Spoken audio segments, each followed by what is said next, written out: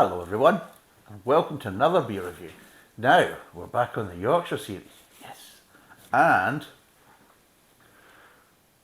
this is the second one I've done of this brewery. Now, I hadn't really known much about this brewery, and it was recommended to me by a couple of the viewers, especially a specific one. Now, this is from the Acorn Brewery, and it is a bitter. And I do like a bitter. I do like a Yorkshire bitter. I like a bitter in general, but I do like a Yorkshire bitter. So hopefully this one will be a really nice one. And I'm actually kind of looking forward to it, and I hope to God it is, because I would be really disappointed if it isn't, because it'll be a bit of a pisser, because anyway, it's not an easy thing to get living down here. So of course when I was up in the Leeds area getting these type of things, you hope to God that you're buying good stuff, and of course you've got to trust people's reviews and people's kind of recommendations, which of course I do. I do have a good kind of little kind of community of viewers who like to give us good advice and give us good feedback and everything else, and it's very much appreciated. And of course I do trust you guys and girls, so keep giving us the suggestions, keep giving us your opinions and your views, because it's very much appreciated. Now, I've done the nice bit, you can all fuck off. So yes, we're basically doing the Acorn Brewery, the famous crafted Barnsley bitter.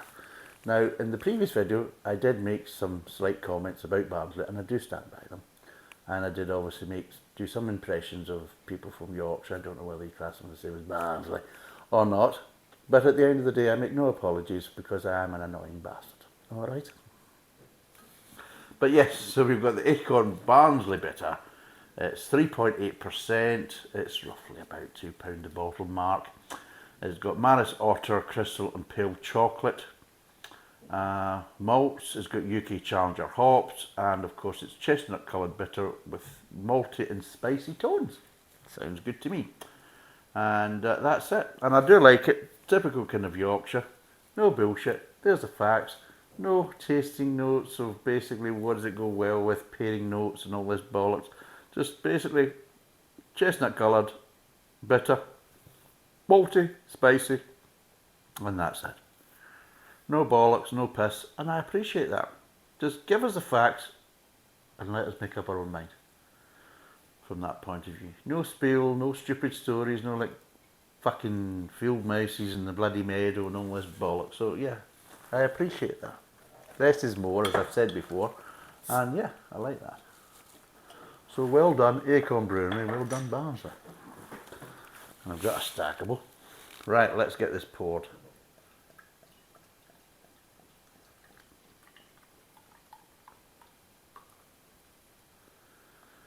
Oh, there we go, look at it.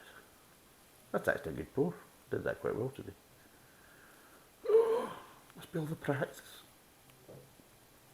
Oh, right. No, it's actually quite nice, but and for people on the podcast who cannot see, it's a nice, like what they basically said. And what did they basically say? They said it was a chestnut coloured, and it is. It's a nice, clear chestnut coloured bitter with a nice kind of half a finger head at the top. Smell wise, getting malts. And that's really it. I'm just getting malts just now. Not really too much in the aroma front, but yeah, just getting kind of mid malts.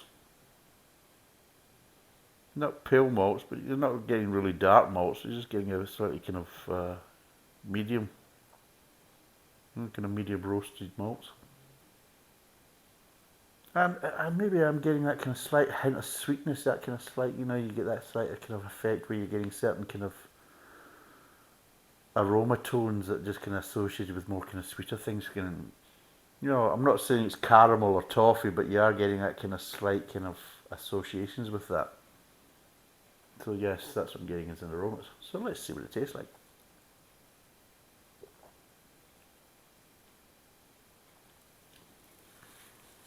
Right.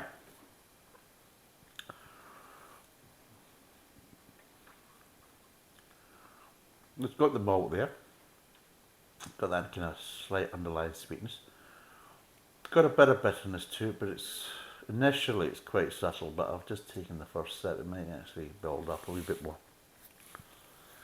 But bitters aren't as strong or as bitter as they used to be, just because it's the nature of the beast. But yeah.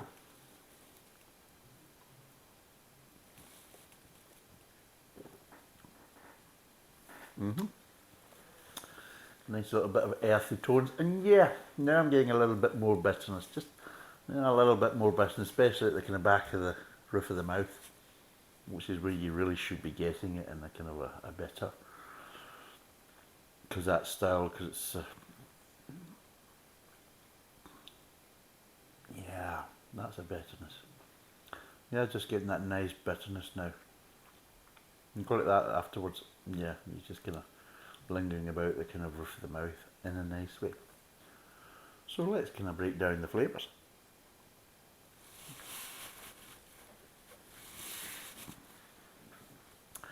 Nice kind of mid malty flavours at the front, a little bit of grain, but yeah, nice kind of light sweetness as a foundation there as well.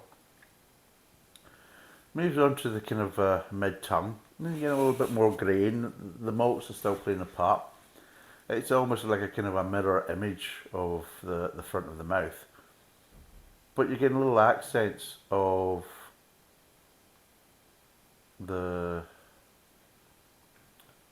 let's see, little accents of slightly hoppy bitterness, just ever so slight, in the kind of mid area of the mid tongue, going towards the kind of aftertaste.